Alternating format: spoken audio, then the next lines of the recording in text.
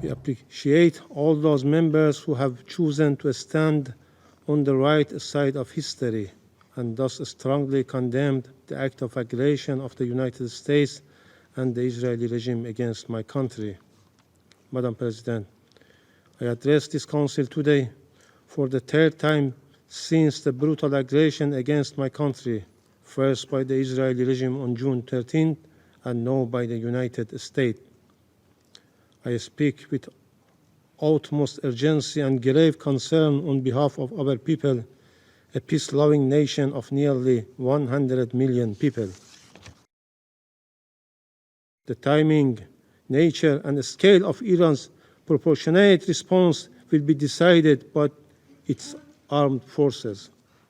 Throughout history, the resilient and united Iranian nation has withstood deeper wounded and faced more vicious enemies, and this time too.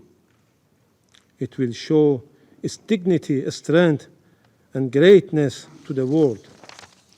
Over the past 10 days, the Israeli barbaric assault, the international bodies, including the UN Security Council and the International Atomic Energy Agency, have been provided with all the necessary information and warning. Yet, they have proven once again that the so-called 8 decades-long quest to prevent war and aggression is hollow and powerless in practice. History will not forget these tragic days. It is profoundly heartbreaking that a peace-loving country, one of the founders of the United Nations with over 5,000 years of culture and civilization, responsible party to the UN Charter and the NPT, and non-nuclear weapon state, has been under armed attack by an illegitimate regime, no by its chief backer, the United States, but possesses thousands of nuclear warheads.